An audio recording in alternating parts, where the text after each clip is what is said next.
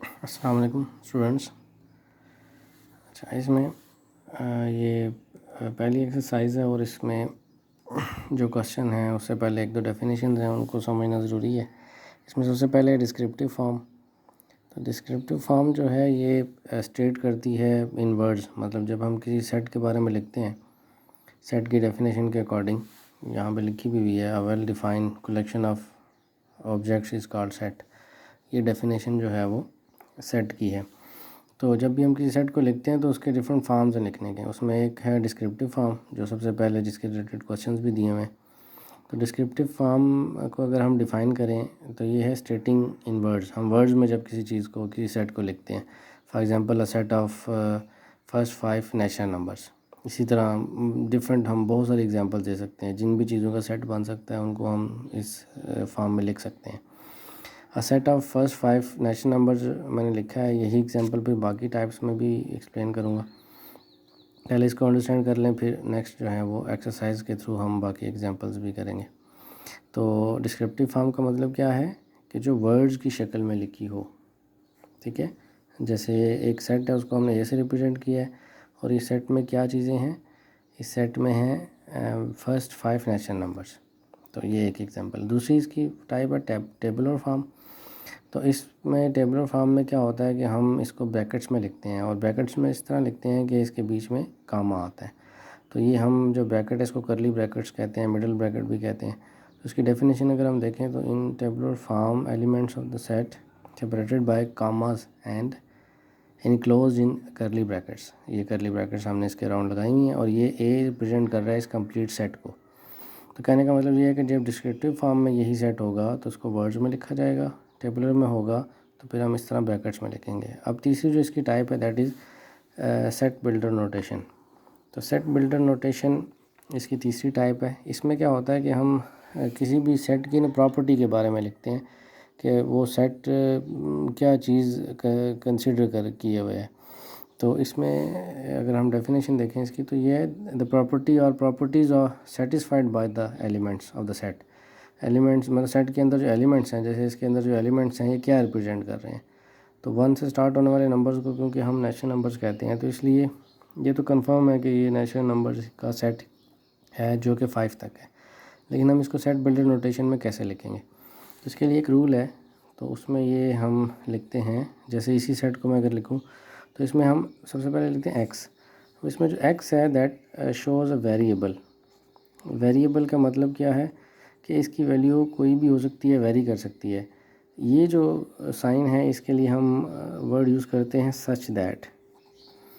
तो पढ़ेंगे x such that x.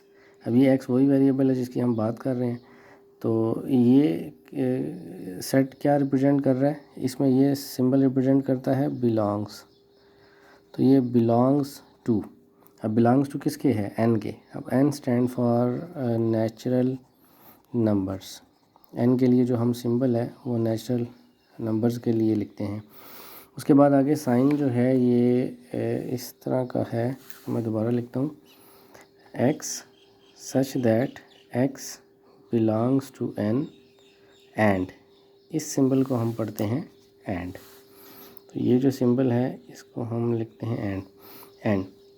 उसके बाद आगे लिखा हुआ है 1। होता तो ये 1 से शुरू तो नहीं होता, लेकिन हम इसको पहले x लिखते हैं।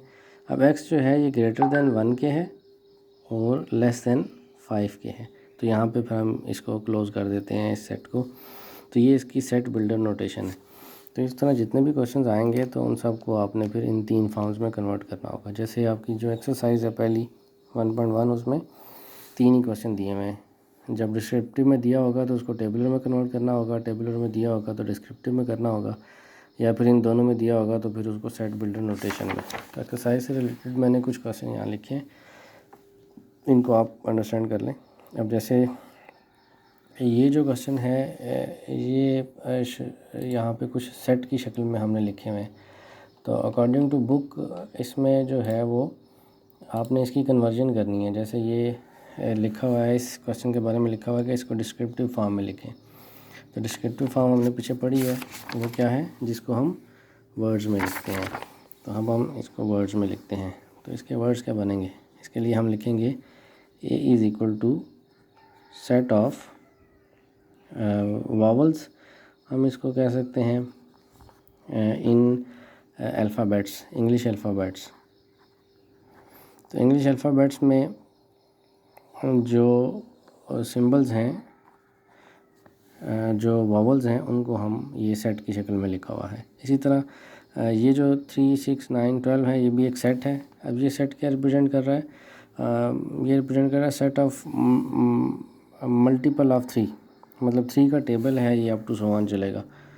तो मल्टीपल ऑफ 3, मतलब इसमें आप लिखेंगे पूरी स्टेटमेंट लिखेंगे, या set of multiple of 3 up to so on. इसमें अगर 12 तक होते तो हम लिखते हैं अप टू 12, और क्योंकि ये कंटिन्यू एक सेट है तो इसलिए हम सिर्फ इतना ही लिखेंगे, आगे वो कंटिन्यू चलता रहेगा।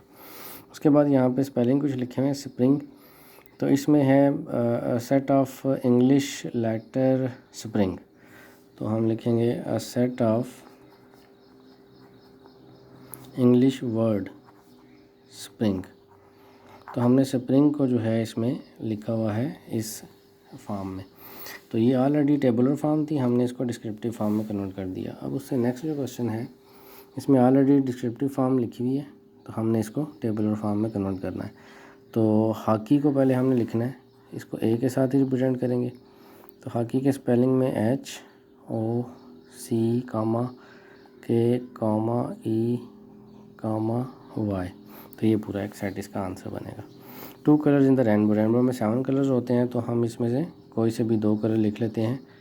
वायलेट लिख लेते हैं, ब्लू लिख लेते हैं, जो भी इसमें कलर होते हैं तो वो कोई से भी लिख दें। उसके बाद number less than 18 divided by 3, मतलब ऐसे नंबर्स जो 3 पे डिवाइड हो सकें लेकिन वो 18 से लेस हो।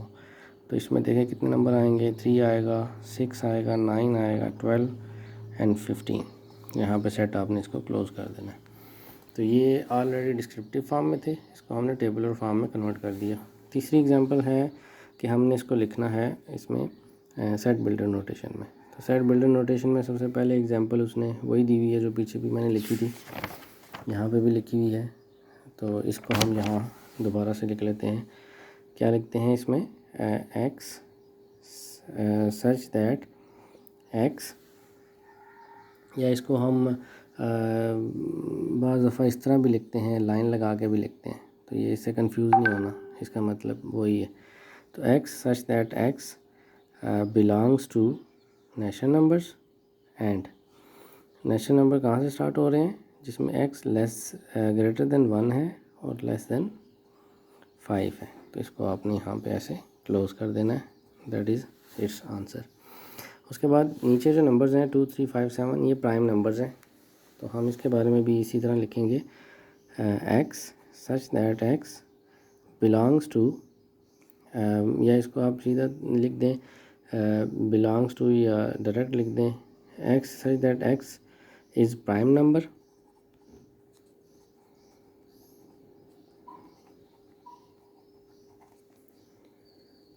Between 2 and 7। तो ऐसे इसका आंसर आप लिख सकते हैं। फिर उसके बाद सेट ऑफ नेचुरल नंबर्स है, तो इसको हम ऐसे लिखेंगे x such that x belongs to